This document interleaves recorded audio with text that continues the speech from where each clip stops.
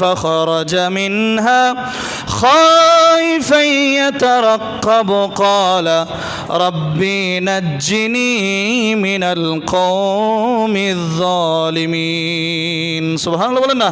হযরত ইমাম হুসাইন পরিবার পরিজন সকলকে ডেকে বললেন, আমরা মক্কায় চলে যাব, আমরা আর এইখানের মধ্যে থাকবো না। মদিনার মধ্যে থাকলে প্রতিনিয়ত আমাদেরকে ইয়াজিদের পক্ষ থেকে বায়াত গ্রহণ করার জন্য চাপ সৃষ্টি করা হবে, বাধ্য করা হবে।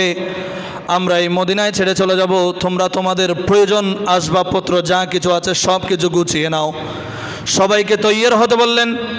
যেই কোনো মুহূর্তে মদিনা ছেড়ে মক্কার উদ্দেশ্যে আমরা রওনা হয়ে যাব। এবং তিনি এইদিকে মদিনার মধ্যে আমার নবীর রোজার মধ্যে চলে গেলেন। সুবহানাল্লাহ বলেন না। নানা জানের কাছে চলে গেলেন। যেই মদিনার অলিতে গলিতে নানা জানের স্মৃতি জড়িত রয়েছে, যেই মদিনার আকাশে বাতাসে নানা জানের স্মৃতি রয়েছে। কুলে নিয়ে হেঁটেছেন, কাঁধে নিয়ে হেঁটেছেন, কুলে নিয়ে আদর করিয়েছেন, ঘুম পাড়াই দিয়েছেন। ইমাম হুসাইন কান্না করতে করতে নবীর রোজার সামনে বসে আমার নবীকে বলতে লাগলেন, ওগো নানা যান, দীর্ঘদিন যাবত এই মদিনার মধ্যে অবস্থান করেছি, এই মদিনার মধ্যে আমার জন্ম হয়েছে। আপনি নবী আমার খানের মধ্যে আজান দিয়েছেন, সর্বপ্রথম আমার মুখের মধ্যে আপনার থুতু মুবারক দিয়েছেন। সুবহানাল্লাহ বলবেন না। ও নানা যান, তারপরও চাইলেও আমি এই মদিনার মধ্যে থাকতে পারছি না। প্রতিনিয়ত আমাকে ইয়াজিদের পক্ষ থেকে বায়াত গ্রহণ করার জন্য বাধ্য করা হচ্ছে, চাপ সৃষ্টি করা হচ্ছে। আপনার যে এখানে স্থান, আমি ইমাম হুসাইন যদি এইখানে থাকি, এইখানে রক্তপাত হবে, মারামারি হবে, ঝগড়া বিবাদ হবে, ফাসাদ সৃষ্টি হবে। সুতরাং আমি চাই না এই স্থানের মধ্যে থাকার জন্য। আপনি একটু আমাকে অনুমতি দেন, আমি এই মদিনা ছেড়ে মক্কার মধ্যে চলে যাব। সুবহানাল্লাহ বলেন। তিনি নানা জান থেকে অনুমতি নিলেন, মায়ের কবরের পাশে গেলেন, মা ফাতেমার কবর জিয়ারত করলেন। মাকে আরজি দিলেন, মারে, যেই দেশের মধ্যে আপনি আমাকে জন্ম দিয়েছেন, আমাকে কোলে নিয়েছেন, খাওয়াই দিয়েছেন, মা, এই মদিনা ছেড়ে আমার থেকে চলে যেতে হবে। এইখানে থাকলে বিভিন্ন ধরনের ফিতনা ফাসাদ হবে, মারামারি হবে, রক্ত রঞ্জিত হবে। আমি চাই না এই পবিত্র শহর মদিনার মধ্যে রক্ত রঞ্জিত হোক, মারামারি হোক, ফিতনা ফাসাদ সৃষ্টি হোক। সুতরাং মা, আমি মক্কার মধ্যে চলে যাব। এইভাবে তিনি পরিবার পরিজন নিয়ে ঘর থেকে বাহির হতে লাগলেন। বাহির হওয়ার সময় তিনি একটা দোয়া পড়লেন, ফাখরাজা মিনহা খাইফান ইয়াতারাক্কাবু ক্বালা রাব্বি নাজ্জিনি মিনাল কওমিজ যালিমিন। সুবহানাল্লাহ বলেন না। হযরত ইমাম হুসাইন ঘর থেকে বাহির হওয়ার সময় আল্লাহর দরবারে ফরিয়াদ করলেন, আল্লাহ, আমি তোমার ঘরের উদ্দেশ্যে মক্কার উদ্দেশ্যে বাহির হয়ে যাচ্ছি। আমার প্রিয় শহর, নবীর রোজার শহর মদিনা শরীফ সেরে বাহির হয়ে যাচ্ছি। আল্লাহ রে, তোমার দরবারে ফরিয়াদ করছি, এই জালিম বাহিনীদের হাত থেকে তুমি আমাকে রক্ষা করো। বলেন, সমস্ত বিপদ থেকে আপদ থেকে রক্ষা করতে পারেন একজন, বলেন তিনি কে? আরো জোরে বলেন না। আল্লাহ রাব্বুল আলামিনের কাছে তিনি এই ফরিয়াদ জানালেন।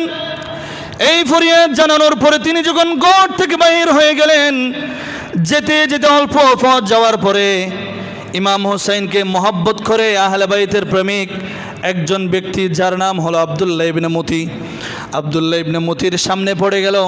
আব্দুল্লাহ ইবনে মুতি বলে, ওগো ইমাম আলী মাকাম, শুনলাম আপনি নাকি মদিনা ছেড়ে মক্কায় চলে যাবেন। আমার ইমাম রে, আপনার কাছে আমার একটা বিনীত অনুরোধ হলো, আপনি যখন মক্কায় যাবেন, আপনি মক্কার মধ্যে থাকবেন, মক্কার হারাম শরীফের আশেপাশে থাকবেন, তার বাহির আপনি কোথাও যাবেন না। যদি আপনি মক্কার ওই এরিয়া ছেড়ে যদি আপনি কোথাও যান, এই বাহিনীরা, এই কাফের পাপিষ্ঠ ইয়াজিদ বাহিনীরা, তারা আপনাকে যেই কোনো মুহূর্তে যে কোনো ক্ষতি করতে পারে।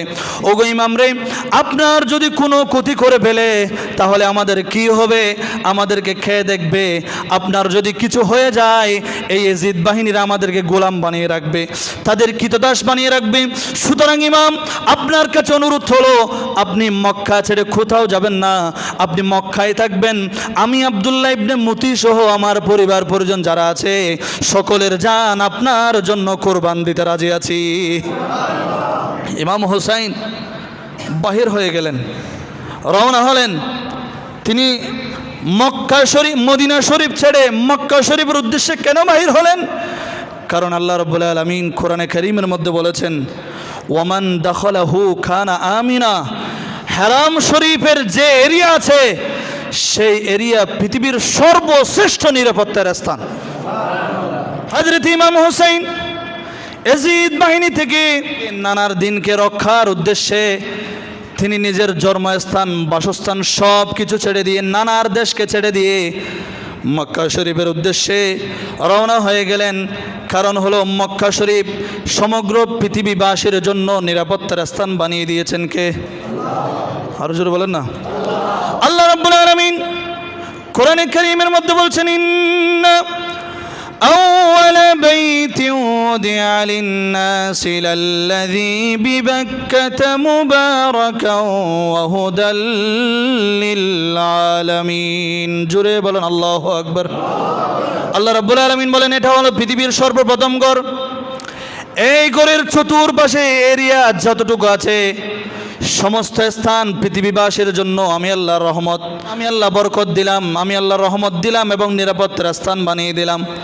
সেই জন্য হযরত ইমাম হুসাইন মদিনা ছেড়ে মক্কার উদ্দেশ্যে রওনা হয়ে গেলেন। কারণ হলো মক্কার মধ্যে কোনো ধরনের রক্তপাত করা যায় না, কোনো ধরনের মারামারি করা যায় না, সব কিছু হলো হারাম।